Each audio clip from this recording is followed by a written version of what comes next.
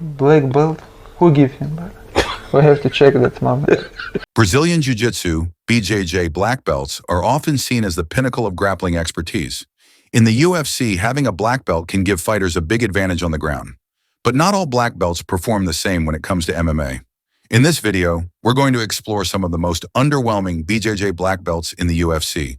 Let's dive in.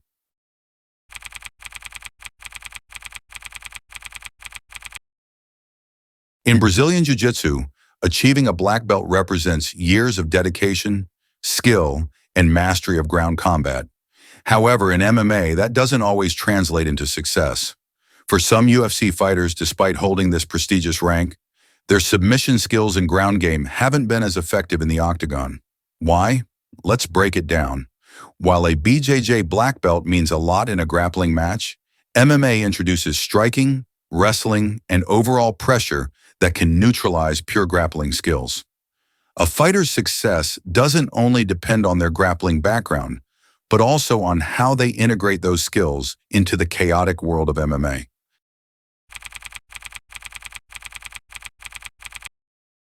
Let's start off with Anthony Smith.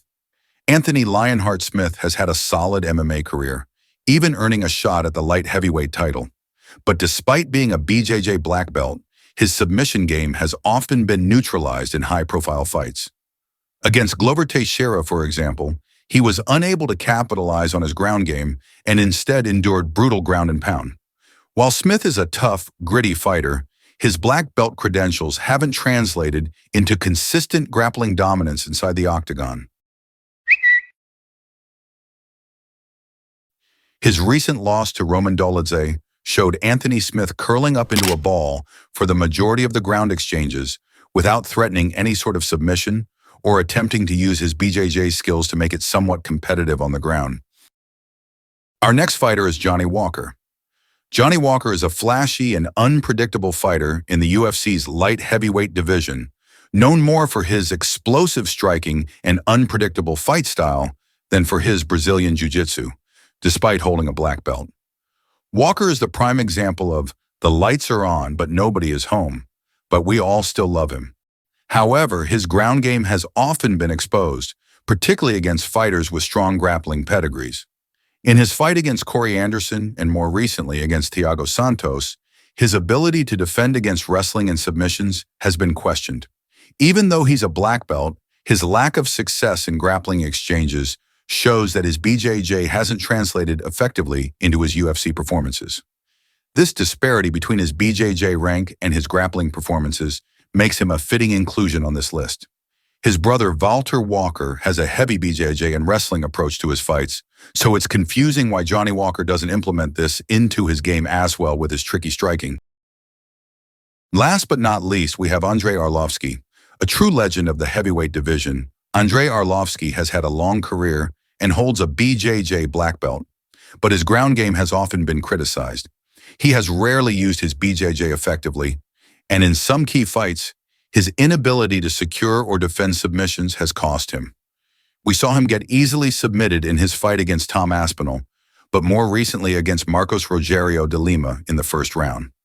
Arlovski's success in the UFC has come more from his striking and resilience than from any real success using his black belt skills.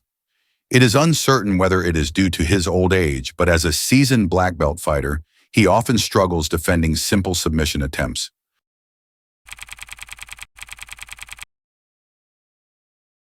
Dustin Poirier, an elite lightweight with excellent striking and heart, is also a BJJ black belt.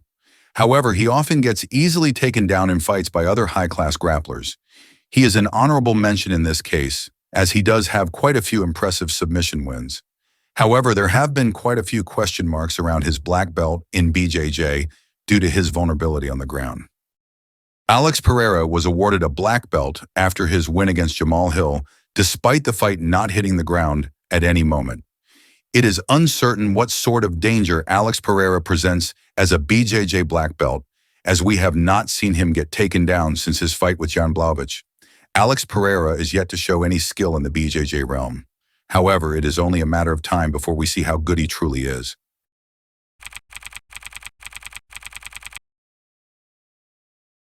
So why do some BJJ black belts fail to live up to their credentials in the UFC?